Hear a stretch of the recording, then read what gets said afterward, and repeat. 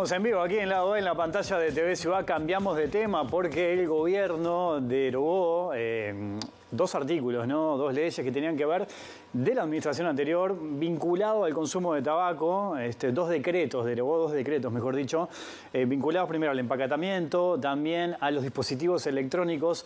Esos decretos que en cierta medida flexibilizaban este asunto. Vamos a hablar con alguien que ya hemos conversado más de una vez, que viene trabajando este tema hace mucho tiempo, el sociólogo Diego Rodríguez, integrante de la Alianza de Enfermedades No Transmisibles. Diego, un gustazo tenerte por acá. ¿Cómo estás? Por favor, gracias a ustedes por la invitación. Bueno, esto lo celebraste como un gol, si aprovecho a utilizar términos futboleros, si me lo permitís. Un campeonato mundial. Mucho más que un gol, entonces. Muchísimo más. Es más, hay gente, digo, nosotros trabajamos en conjunto con una cantidad de personas en la sociedad civil, la sociedad de tabacología. Digo, hay personas que dijeron, y yo no lo viví en ese momento, pero que esto les hizo acordar el año 2005. ¿No? En aquel momento del inicio de las políticas, cuando se concretan las políticas de control de tabaco, la ratificación del convenio marco. Para nosotros fue un momento muy importante, con mucha emoción.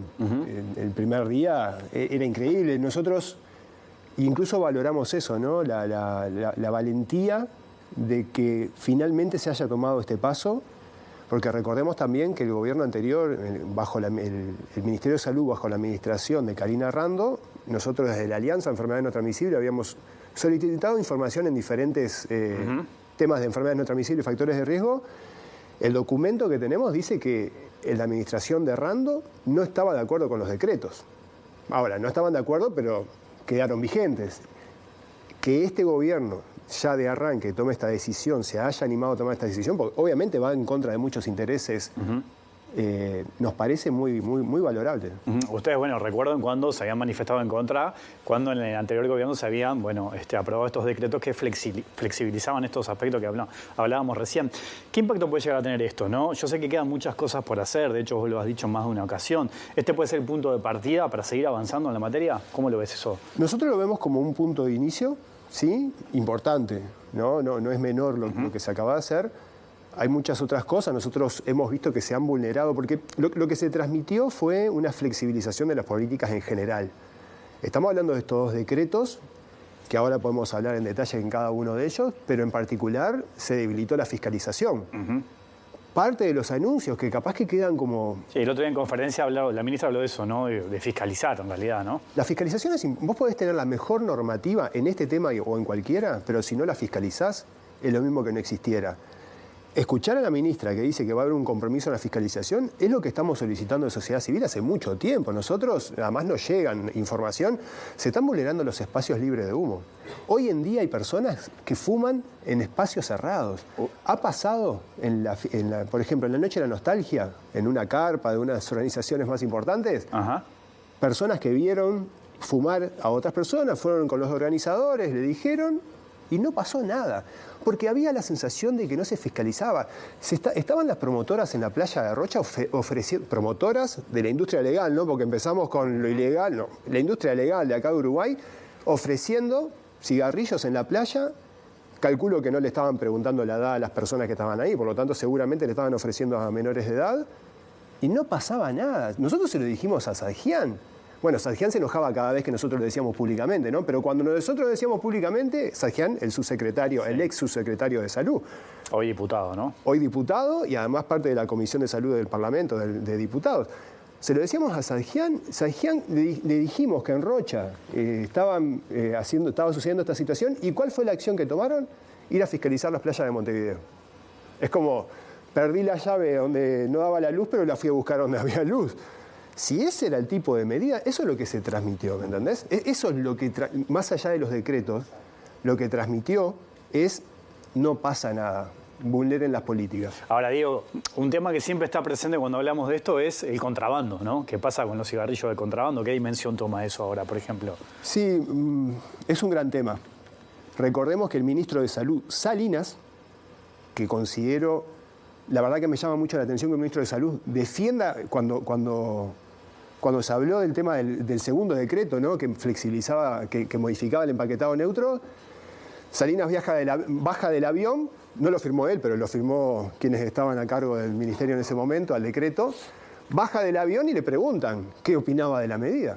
Y dijo que estaba de acuerdo, porque era como que el tabaco legal era de mejor calidad que tabaco de contrabando. Un ministro de Salud defendiendo la calidad del tabaco legal que tiene cadmio, arsénico, productos del veneno de rata, productos cancerígenos, nicotina. ¿Eso es lo que un ministro de Salud defiende? O sea, ¿un ministro de Salud promociona el consumo de eso? Bueno, después de eso ya no me sorprende más nada. Acá vale la pena aclarar que no hay tabaco bueno, ni no hay tabaco bueno, que en realidad no existe. En cualquiera de sus formas, el tabaco está más que demostrado, porque además no es lo que yo opina el resto. El tabaco está demostrado que enferma y mata a la gente. No pienso porque muchas veces, ¿te acordás que antes se decía que era light? Había una marca que decía light, que en realidad eso no existe. No existe. Eso fue parte de la industria, parte de la estrategia de la industria de hacer sentir o hacer pensar que te iba a generar menos daño el fumar ese tipo de cigarrillo. Bueno, y en realidad ahí está hablando de estrategia, ¿no? Esto de los dispositivos electrónicos que buscan también como captar el público joven a través de ciertas estrategias, de los saborizantes, ¿no? De que, bueno, es quizás moderno o copado tener un dispositivo electrónico. ¿Cómo lo ven ustedes eso? Bueno, nosotros obviamente que tenemos claro de dónde viene eso. Es el dispositivo electrónico, y esto va incluso con el primer decreto, ¿no? Me parece que hay que dejar en claro, digo porque todas las noticias en estos días estuvieron como muy entreveradas hablando de los vapeadores. Tenemos lo que son los cigarrillos electrónicos, a lo cual se les llama vapeadores, ¿no? El vapeo. El cigarrillo electrónico es un dispositivo electrónico que calienta un líquido químico que tiene cadmio, arsénico, nicotina, productos químicos, ¿no? Eso es lo que tiene y calienta. Y tenemos el otro que calienta tabaco, calienta tabaco, que es una cápsula como compensada de tabaco, que se introduce, calienta, no lo quema, pero lo calienta a un nivel de que uno lo puede consumir como el cigarrillo tradicional. Recordemos que además lo denunciamos nosotros, el tabaco calentado es el producto que fumaba Heber adentro del Parlamento, hablando de vulneración de espacios libres de humo. Entonces, lo que a mí me suena es que incluso hicieron una ley para que quizás el senador pudiera fumar tranquilamente, o pensaron que pudiera fumar tranquilamente, pero más allá de eso, lo que se generó fue la confusión en la población. La gente pensó que estaba todo permitido. La gente pensó que el cigarrillo electrónico y el tabaco calentado estaba permitida su comercialización, y la gente pensó, o se le transmitió, de que eso no estaba regulado por las normativas del control de tabaco cuando sí están regulados. No se puede vapear en espacios cerrados, eso tiene que quedar claro, pero no ha quedado claro y eso es lo que trataron de transmitir. Y una cuestión, la habilitación del tabaco calentado en el primer decreto, yo lo dije en su momento, la estrategia iba hacia a permitir la comercialización del cigarrillo electrónico. Pero ¿qué pasó en el medio? Como había cierta impunidad en las decisiones que se tomaban, y como habilitaron ese decreto, y la población no entendía mucho, entonces como que no hubo mucha resistencia, porque estaban hablando de tabaco calentado, otro producto de tabaco, vino el segundo decreto, de la modificación del empaquetado neutro. Y ahí creo que la gente entendió que estábamos retrocediendo en lo que se había logrado. Eso trancó el resto de avance de lo que se quería lograr, porque el de tabaco calentado se aprobó sin evidencia científica. El de tabaco calentado, ahora en estos días premiaron, la Organización Mundial de la Salud premió a Sudestada, a la cooperativa que hace investigación objetiva. Sí, 3 periodistas por una investigación sobre el tema. Periodismo de investigación. Sí. La investigación de Sudestada mostró que cuando el Parlamento le pidió un informe al Ministerio de Salud Pública sobre por qué habían aprobado el tabaco calentado, el Ministerio de Salud Pública se lo traslada al programa de tabaco de ese momento. El programa de tabaco le dice que es contrario a la aprobación del decreto. Ese documento se archiva en jurídica del Ministerio de Salud Pública y se envía al Parlamento una respuesta con los argumentos de la página web de Philip Morris. O sea, teníamos amigos de la industria adentro del Ministerio de Salud Pública, que hasta el día de hoy no los descubrimos, ¿no? Capaz que ya se fueron. Pero eso, el Ministerio de Salud Pública, porque no estamos hablando del Ministerio de Industria, que también obviamente estuvo atrás de la historia, ¿no? Paganini y todos los que estaban. Walter Berry, diciendo, yendo al otro decreto, que querían controlar el contrabando, y entonces le dicen en un programa de radio de la mañana, le dicen, pero acá Rodríguez dice que hay un protocolo para eliminar el comercio ilícito, que lo ratificó Uruguay, que debería aplicarse. ¿Lo están aplicando? Walter Berry al aire dice, bueno, yo no sé si se está aplicando o no, pero sé que no da resultado. ¿De qué estamos hablando? O sea, ¿cómo se tomaron esas decisiones? Ahora, ha aumentado bastante el precio de la caja, ¿no? ¿La clave es seguir aumentando eso? Yo sé que hay distintos informes que señalan eso, ¿no? Que el aumento del precio ha desestimulado un poco el consumo, pero ¿cómo lo ves vos eso? Bueno, es una de las medidas que esperamos que se avance. Sí, el gran problema ahí siempre es el Ministerio de Economía.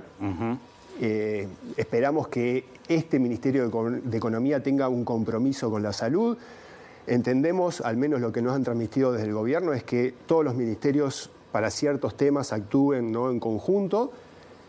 La idea es volver al menos al precio, al porcentaje que representaba el impuesto en el precio del año 2010. Ese fue el momento en el que el Uruguay estuvo más cerca de alcanzar las recomendaciones internacionales de salud pública. La medida de precios, la medida del precio de la cajilla, es parte de la medida, es la medida más costo efectiva, o sea, con poco esfuerzo se logra un gran efecto. Y en realidad, un poco yo escuchaba hoy en un programa que volvían a retomar un audio del expresidente de la calle Pou, que decía, nosotros no vamos a intervenir en el precio. Bueno, sí intervinieron. ¿Sabés cómo intervinieron? No ajustaron el precio de acuerdo a la inflación, al menos, y eso lo que llevó es a que quienes compraban cigarrillos tuvieran más poder adquisitivo para comprar más cigarrillos. Entonces, esa es una medida que Uruguay tiene que retomar, tiene que fortalecer y es parte de las recomendaciones. Y otra medida del Ministerio de Salud Pública. Hay un artículo en la Ley de Inversiones que excluía a la industria tabacalera. Decía que la industria tabacalera no podía adherirse a ese beneficio, que era un beneficio impositivo. Ese artículo en una rendición de cuentas del gobierno pasado, lo que hicieron es sacar solo la oración donde decía que la industria tabacalera no podía adherirse a ese beneficio. Esperamos que a partir de la iniciativa del Ministerio de Economía, en la próxima rendición de cuentas se vuelva a incluir esa oración. Diego, lamentablemente se me terminó el tiempo, me quedan algunas preguntas, pero las seguimos en otro momento. Por ejemplo, pensaba en eso de la industria de querer captar a los jóvenes, lo que está pesando Instagram, TikTok, por ejemplo, cómo le llegan ahí. Y hay otro aspecto que es fundamental y muy importante, cómo está vinculado, ¿no?, con el alcohol, con el consumo de alcohol y con el consumo de energizantes. O sea, vaya si da para hablar. La seguimos otro día con eso, ¿te parece? Con mucho gusto. Un gusto que estés acá, gracias. A ustedes. Nos vamos, volvemos mañana a las 20, que pasen bien, chau.